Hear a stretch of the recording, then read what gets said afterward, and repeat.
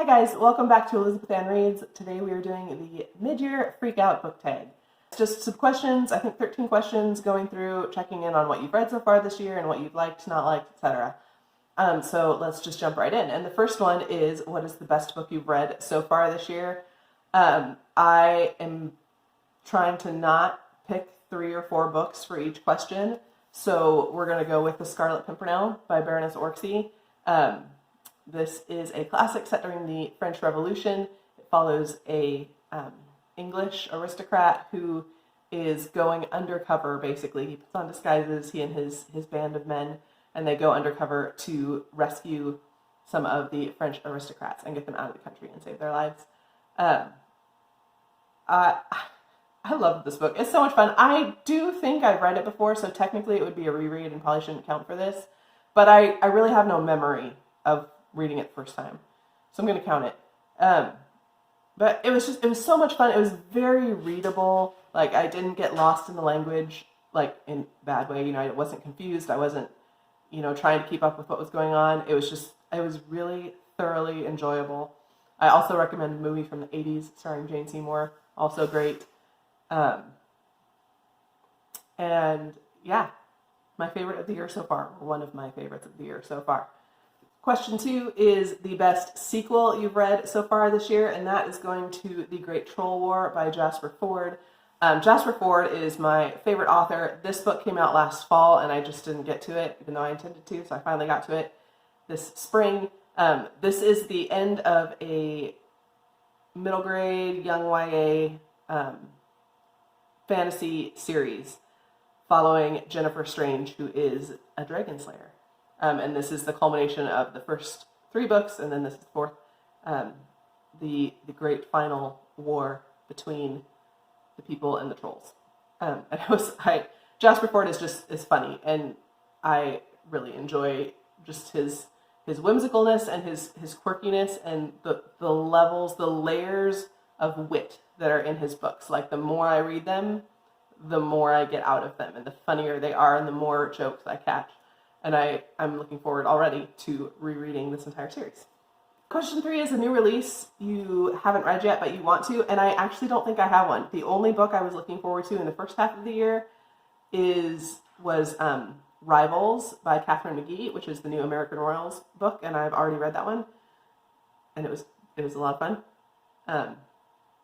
So yeah, I don't think there was anything else in the first half of the year that I was really looking forward to. There are some things in the second half, which goes into question 4, which is, what is your most anticipated release for the second half of the year? And I have 3 that I'm going to mention. The first one I want to mention is The Lost Metal by Brandon Sanderson. This is book 4 in the Second Era Mistborn trilogy. I still haven't read the Second Era Mistborn, but I'm going to this summer.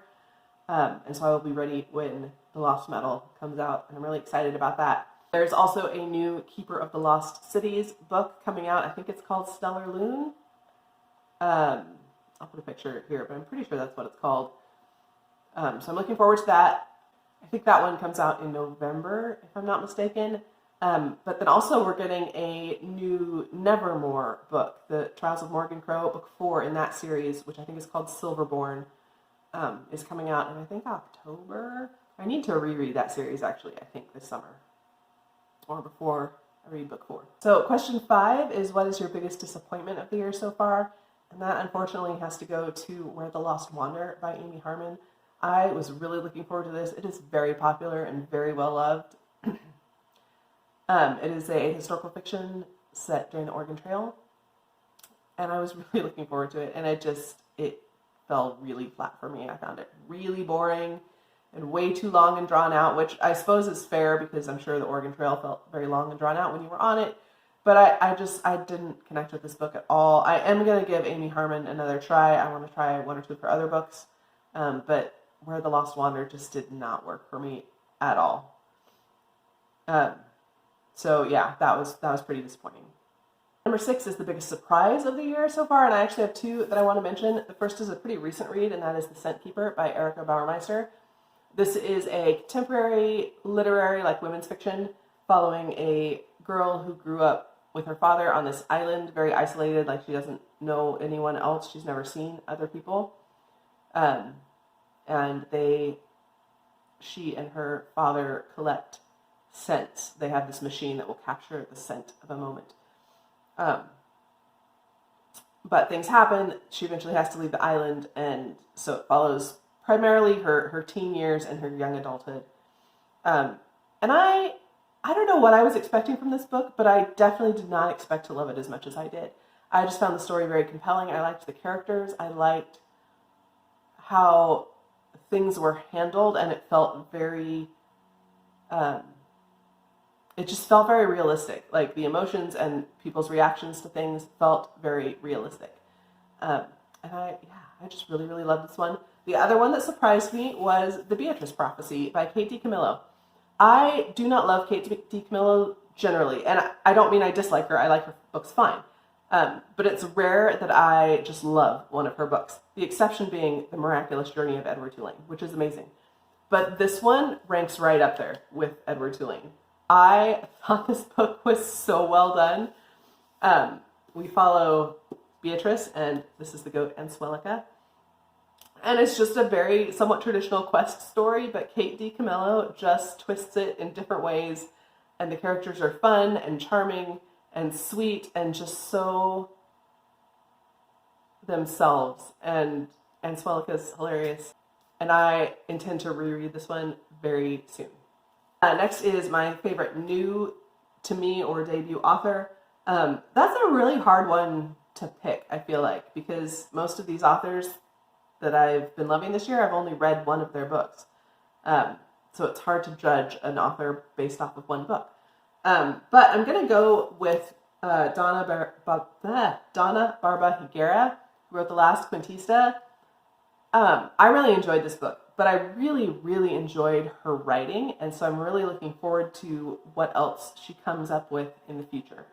I think there's going to be more excellent books coming from her, so I'm looking forward to following her and seeing what else she does.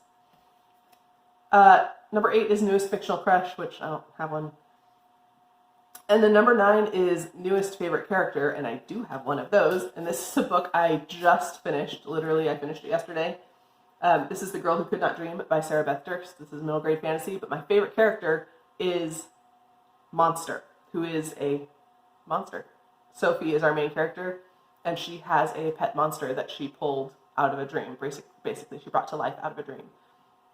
Monster is a small, kind of a house cat, but with tentacles and 6 rows of teeth, or 3 rows of teeth, I believe.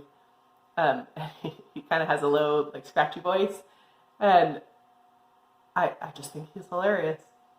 And I loved everything about him in this book. And yeah, he is, like, hands down, no questions asked, my favorite character that I have read so far this year. The next question is a book that made you cry. And I'm not going to go into details, but The Girl Who Could Not Dream definitely made me cry. But I want to talk about When the World Was Ours by Liz Kessler. This is a book I read back in January. And it is a middle grade World War II fiction. And we follow 3 characters, 3 friends that grow up together. 2 of them are Jewish, 1 is not. And it follows them throughout the entirety of World War II. Following 3 very different paths. One of them is able to escape the Nazi regime, one of them is not. And one of them, the one who's not Jewish, his father, is pretty high up in the Nazi party. And just the way that changes their experiences and their outlooks on life. It's brutal. Like, it's really good, but it does get pretty brutal, and I would not recommend this for a sensitive middle grade reader. And I would say by the end of the book, it's leaning more towards YA, honestly. But you basically follow these 3 kids all through their teen years and their different experiences, and it was really, really well done. And then a book that made me happy, I really struggled actually with which book to pick for this. But I decided to go with a reread, which I don't generally include rereads on these lists. But honestly, that's what's making me really happy right now, is rereading some favorites. So I went with Crosstalk by Connie Willis. Connie Willis is one of my favorite authors. This is a very light sci-fi. Like, if sci-fi and rom-com had a baby, this is it.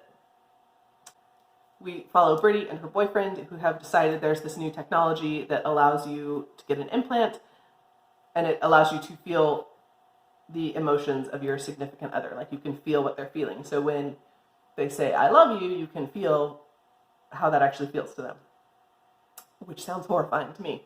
But that is the scenario of this book. But things, of course, do not go as planned, and there's a lot of chaos and confusion. And the first time I read this book, it stressed me out a little bit because there's so much happening. Crosstalk. There's a lot happening kind of on top of each other, and lots of people talking at the same time, and it can be a little overwhelming to read. But the second time through, I loved it the first time, even with that. But the second time through, I actually listened to it on audio mostly, and I don't know. This book just makes me so happy. Connie Willis as an author makes me happy. Her books make me happy. But this one I think is a good starting point if you're not familiar with her. It's just a lot of fun. And yeah, I had a lot of fun, and this book made me very happy. Question 12 is the most beautiful book you have received or bought this year. So, quick shout out, I'm not actually going to count this one, but Last Batista, which I already mentioned, is gorgeous, but the cover underneath is gorgeous. You've got this, sorry, that glare is not going to work for me. You've got this snake with a little bit of orange in there. It's just really beautiful. But what I think is my most beautiful is this edition of The Secret Garden that I got from Book Outlet. So it's in a slipcase. It's beautiful, and it has illustrations, which of course now I can't find any. But it has these really beautiful full-page illustrations, and it's just a really beautiful edition. And again, I got it from Book Outlet. I don't know if it's still available. I heard about it from Chantel at Chantel Reads All Day, so thank you, Chantel. But this is my most beautiful book. It kind of matches my shirt. Look at that. Yeah, so that's my most beautiful. What books do I still need to read by the end of the year? A lot.